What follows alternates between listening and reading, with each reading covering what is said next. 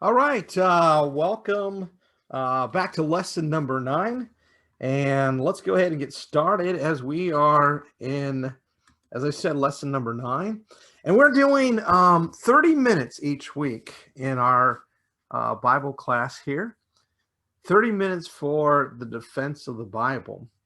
And in lesson number 9, what we're going to be talking about is another one of those charges against the Bible where unbelievers try to get others to believe that the Bible, you can't trust the Bible, that it is not what it claims to be. And what we want to do is to show that there's just no validity in that. It may sound good on a facial or a surface level. That's what I'm trying to say, but there's no truth to it. And so this is a charge as we talk about the canon of the New Testament, the selection process. This is a charge against the canon of the New Testament. Basically, it's a charge that says there are books that are missing from our New Testament. And we'll talk a little bit more about this charge. And so this is a outreach of the Brea Church of Christ here in North Orange County, California. Love to have you look at our website. There's all sorts of good lessons there, something of interest, anything that piques your interest and helps you to learn the Word of God better. Our whole goal is not to add to or take from it, to respect the silence of God and to do exactly what God has revealed for us today. God has a plan for your life, and it's all contained in the Bible. You can find all of our lessons or links to our lessons under Brea Church of Christ on Facebook, Twitter, and our YouTube page as well. So as we talk about this false charge, that what is being claimed is that the ancient Christians, the early Christians, that there was really a big conspiracy. And the big conspiracy was that these early Christians left out certain books, left them out of the New Testament, because the church didn't want people to know the true story of Jesus. And that's what these books, these so-called lost books, contain, is that they claim that they tell the true story of Jesus, and that the early Christians did not want the world to know the true story, and so they hid these. But now these so-called hidden or lost books, we are told, are coming to the surface, and now finally allowed to be investigated so that people can know the true story of the Bible.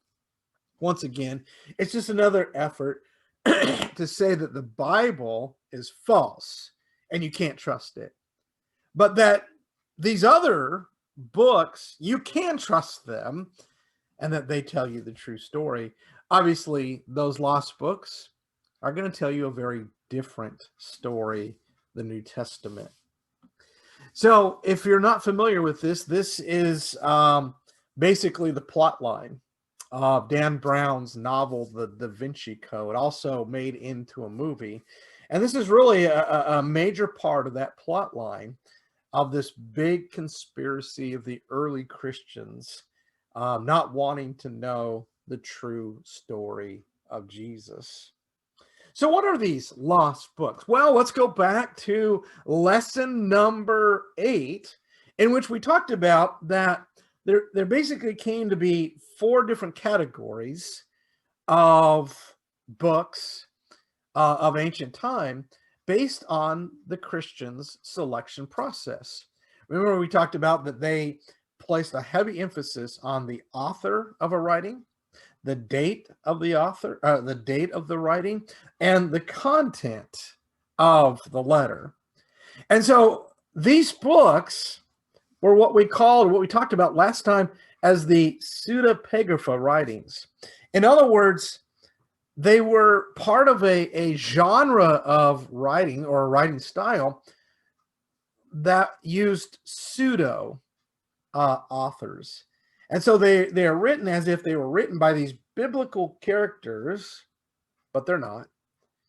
They're written much later. And so the date doesn't fit within the New Testament timeline. The author doesn't fit. And as you're going to see, the content is so very different than what is taught in the New Testament, that they were rejected. As we talked about lesson number 8, the last lesson, the pseudepigrapha category were a collection of books that were rejected by all early Christians. No one accepted them. They didn't match any of the selection criteria. It failed in all of those aspects. And so the only conclusion they could come to is that these books are not inspired. These are the fanciful and false teachings of other religions. So most of these lost books are the Gospels, or the teachings of what were known as the Gnostics. The word Gnostic refers to a religious group that started in the started in the late first century and really took off in the second and third century. The word Gnostic comes from the Greek word for knowledge. And a big part of the Gnostics was that they believed that Jesus had an actually a secret message and a secret knowledge. And only a few were chosen to be enlightened to this secret knowledge. And so the Gnostic writings purport and support the Gnostic teaching. And that's why they were rejected. Remember, the content, it just didn't match the true teaching of the New Testament.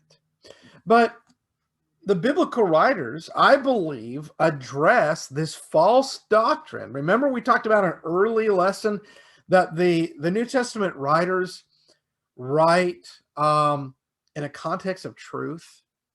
And not only that, they correct the error that is out there in the world, and we're going to see that. So I believe these verses are speaking directly to the beginning stages of Gnosticism at the end of the first century. So Paul, as he writes to Timothy in 1 Timothy chapter 6, verse 20 and 21, tells Timothy this: "O Timothy, guard what has been entrusted to you. Avoid worldly and empty chatter and the opposing argument," and look at this, "of what is falsely called knowledge, which some have professed and thus gone astray from the faith." And so Christians were being misled into this Gnosticism and losing their Christian faith. And notice what Paul says. This is a religion that says it's knowledge, but it's false knowledge. And so he uses the very word that comes to be known as the Gnostics code word. Let's take a look at this as well. 2 John verse 7, the second letter of John, verse 7, John says, "For many deceivers have gone out of the world, those who do not acknowledge Jesus Christ is coming in the flesh." This is the deceiver and the Antichrist. That was one of the components of Gnosticism, that Jesus did not come in the flesh. And finally, in 1 John chapter 4 and in verse 3, John writes, "And every spirit that does not confess Jesus is not from God. And this is the spirit of the Antichrist, of which you have heard that is coming, and it is already in the world." So I want you to notice how these so-called myth and legend writers, what these biblical writers are accused of, how they are informing their audience, be careful. This is not a Christian teaching. This is an anti-Christian, anti-Christ teaching. They're fixing the air to emphasize the truth. So I do believe there is Gnosticism referenced in the Bible.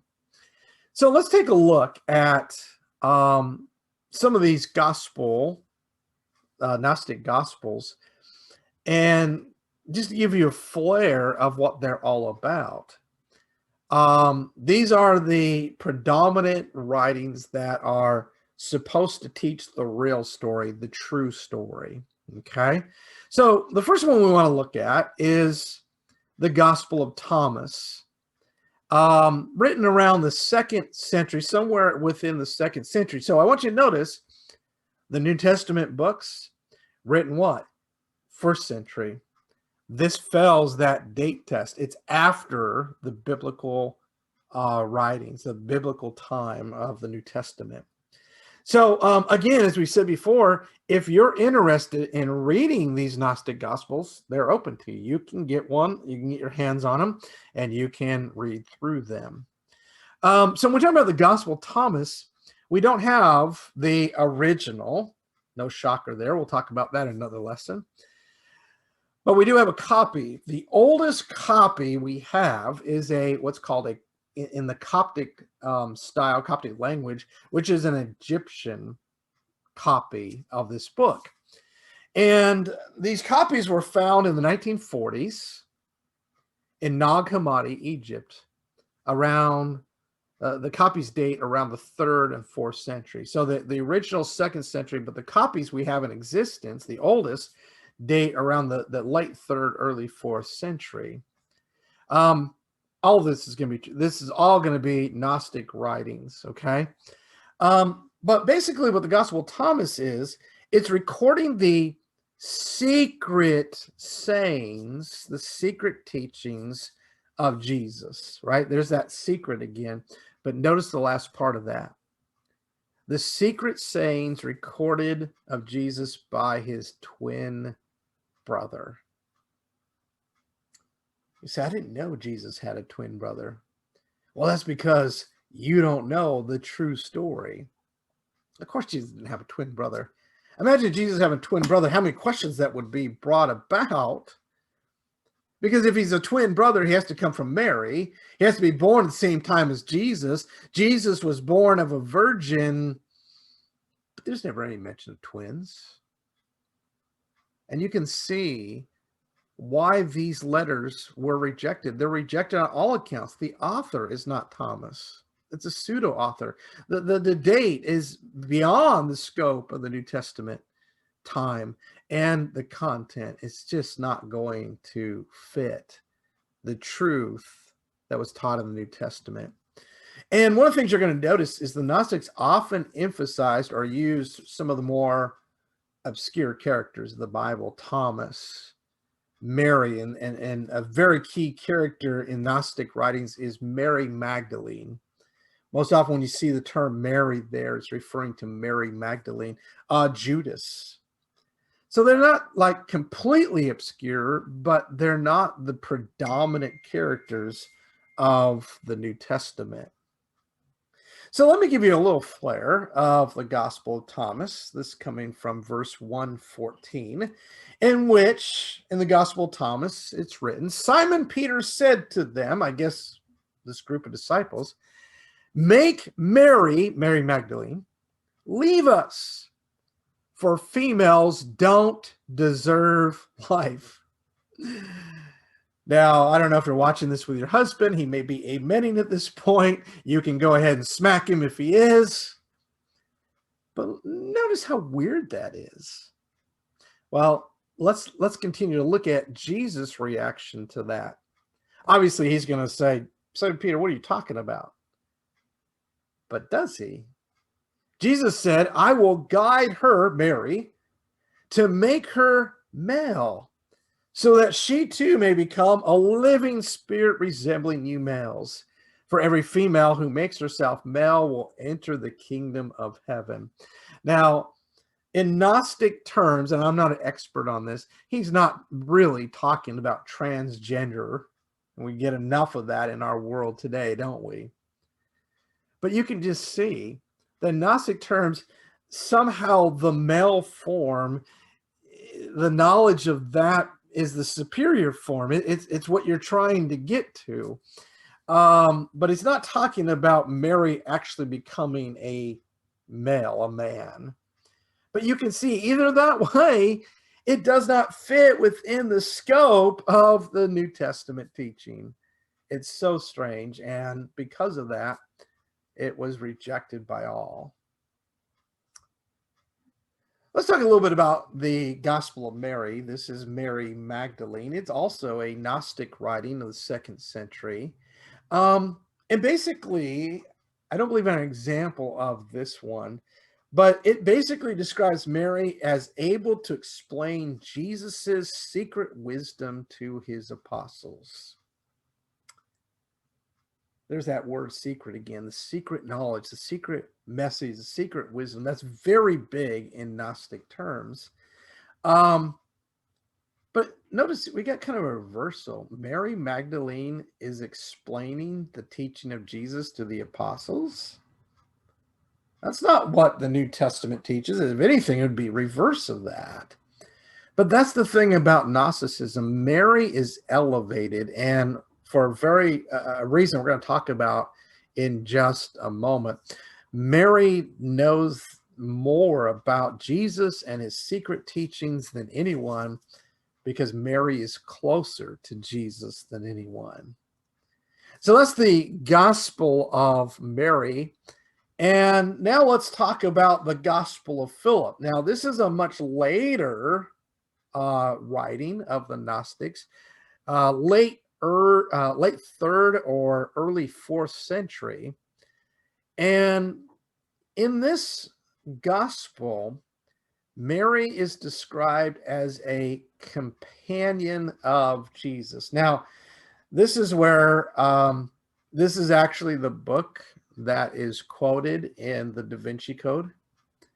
There's a verse out of this, and this is where they take the term companion and they make Mary Magdalene into the companion, the wife of Jesus.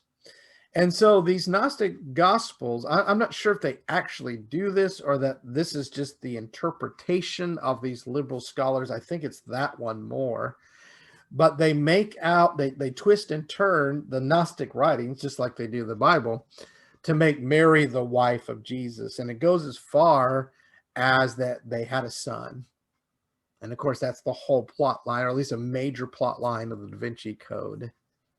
So Mary's described as the companion. They make it out to be the wife of Jesus. So let me give you an example of this.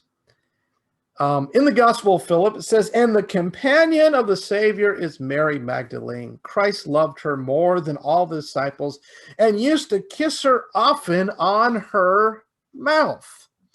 The rest of the disciples were offended by it and expressed disapproval. They said to him, 'Why do you love her more than all of us?'" Now, I want to let you go ahead and just kind of sit and look at that. Maybe you want to read it a couple times there. This is a whole lot of strangeness there, right? Number one, if Mary is the wife of Jesus, why are the disciples so upset that he loves her so much? You would expect her to love her more than the disciples. Why are they upset that he's kissing her? Are they telling Jesus that they want Jesus to kiss them on the mouth? I mean, no, it doesn't make sense, because that's not what this is saying in Gnostic writing, Gnostic meaning. Basically what this passage is saying, I think this is where the liberal critics just kind of turn and twist it for their own purposes, is this is a passage saying the apostles didn't like it because Jesus is spending more time with Mary Magdalene. And he's spending more time with Mary Magdalene, not because of a love relationship, but because he is teaching her more than he is the apostles. In fact, in Gnostic terms, the kiss on the mouth that they're so upset about is symbolic. It's figurative. It's figurative of giving knowledge from the mouth. So this passage is not saying that Mary and Jesus were married. It's not saying that Jesus kissed her and loved her, and that made the apostles. What he's saying is the apostles were upset, and I don't think this is true at all. This is all Gnostic, fancy story. But the apostles are upset because Jesus is spending more time teaching Mary Magdalene than he is teaching them. And they're the apostles. That's what this passage is saying. But you can see how these liberal unbelievers will twist and turn anything if they can shed bad light on the Bible. So that's not what Gnostic teaching, that's not what the Gospel of Thomas is saying.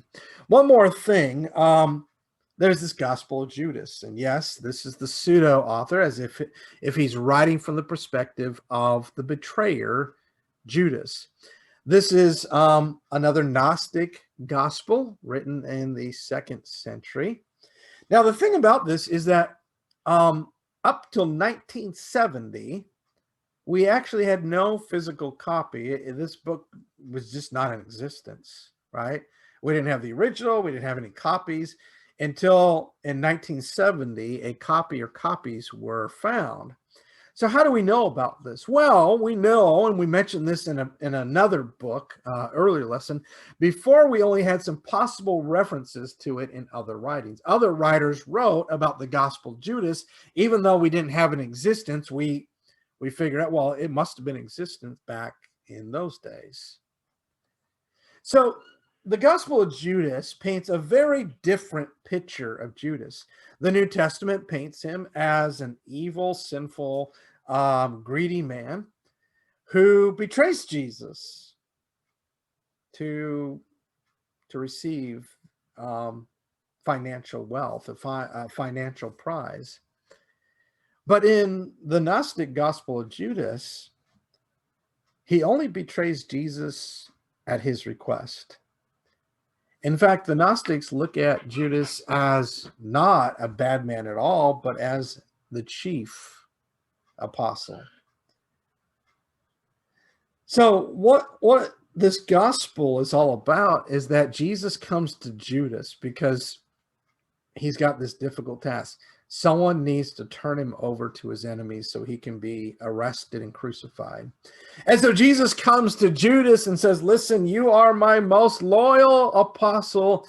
I know you won't want to do this, but I need you to do this for righteousness' sake, for the plan of salvation. And so Judas reluctantly betrays Jesus. He should not be looked at as a betrayer, but as a hero and a chief apostle. Now, why do you think the early Christians rejected this gospel as being not part of the New Testament, as not being inspired? Well, author, date, and especially content. It's a false story. Yes, it's not. It's a different story in the New Testament, but it's not the true story. But let's take a look at these side by side. All right, we have the Bible, and the Bible contains the story that Judas allowed Satan to fill his heart, and he betrayed Jesus, and he went out and hung himself, and he's a betrayer. He was evil. He's a example of everything that's wrong with man and sin. Now, how many copies do we have of the Bible? We're going to talk about that in probably the next lesson. We've got thousands of copies of the Bibles, both manuscript copies and even more version copies. And they all say the same story.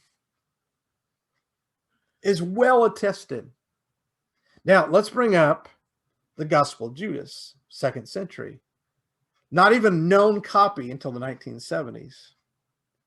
Prior to that, all we had was a reference to it in other historical writings. Very few copies. Doesn't even come close to the copies of the Bible. The Bible written much earlier. The story of Judas the betrayer written much earlier than the Gospel of Judas and its version, where Judas is spoken of as a superior apostle who only betrayed Jesus in obedience. In other words, he did Jesus a favor. Now, if we were to look at these contrary stories, and look at it as which one is telling a true story based on evidence. When it was written, the manuscript evidence, the number of copies we have, how well attested and believed is the story over the years. The Bible destroys the gospel of Judas. The evidence is just completely in favor of the Bible being the true story. So why is it that these so-called experts, when it comes to the Bible versus the gospel of Judas, say no, the Bible isn't true, it's the gospel of Judas that is true? Remember what we said from the very beginning of this class? This opposition to the Bible, is it based on the evidence, or is it based on the content? And I think this is a clear sign, again, that their opposition to the Bible is not about the evidence. The evidence they just ignore. It completely goes towards the Bible. So this opposition is about the content. They don't like the content of the Bible. They don't like what it says. And so they're not going to open the door that the Bible can be the revelation of God. It's very much like that story where Jesus is casting out demons and the Pharisees are pressed to explain how he does this. Well, they're not going to open the door that he does it by the finger of God, the power of God. And so the only door they have left to their discretion is that he does it by the power of Satan. And Jesus goes on to destroy that answer. Then you've got Satan fighting against Satan. It's illogical. It doesn't make any sense. But to them, it made perfect sense. Why? Because what else are they going to say? They've already closed the door to every other opportunity, every other possibility. And here's an example.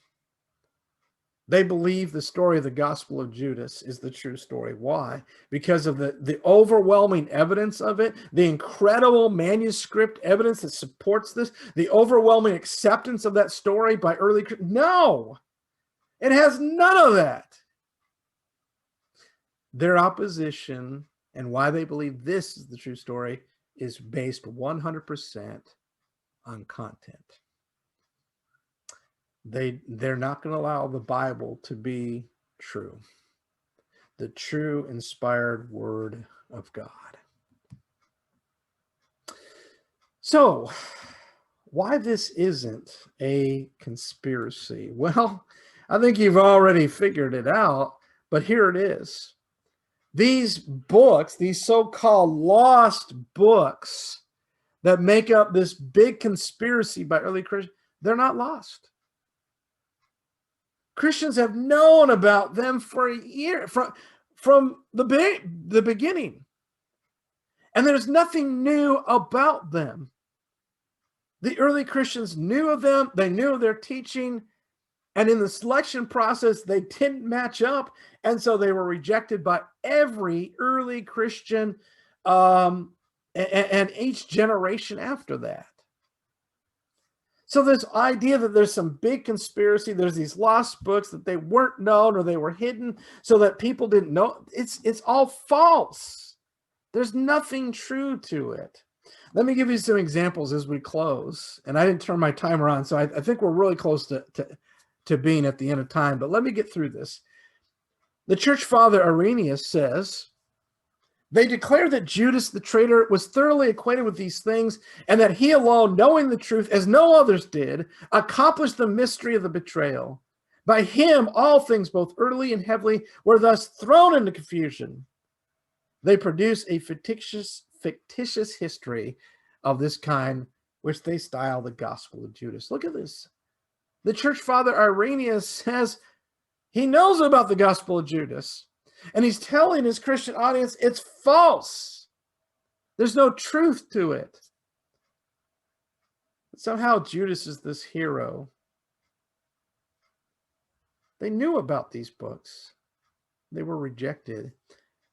Hippolytus writes, "Let none read the gospel according to Thomas, for it is the work not of one of the 12 apostles, but of one of the three wicked disciples of Manus. Notice authorship. It wasn't written by one of the 12 apostles or even someone close to the 12, but one of the wicked disciples of a wicked man named Manus. They knew of it. Then they said, stay away from it because it's false. So why is this not a conspiracy? Well, as we said, the books are not lost. There's nothing new about them. These books were not written by the claimed authors. And it was a literary style that was rejected by all the early Christians because authorship, the true authorship, was so important to them. They were known in the ancient world by the early Christians, but they weren't hidden. They were considered to be false gospels because that's exactly what they were. Their content did not match the truth of the New Testament. They are not early, like the biblical books, but written after the New Testament times in the 2nd, 3rd, and 4th century. And though they are called gospels, they are nothing like the gospels of the Bible, as you've seen by the few examples and many more we could show you. But what they do show you, what they do reveal, unfortunately, is the sinful perversion of some in the ancient world and even today. Thank you so much for joining us for lesson number 9. Hope to see you in lesson 10. Check out our website, and we'll see you next time.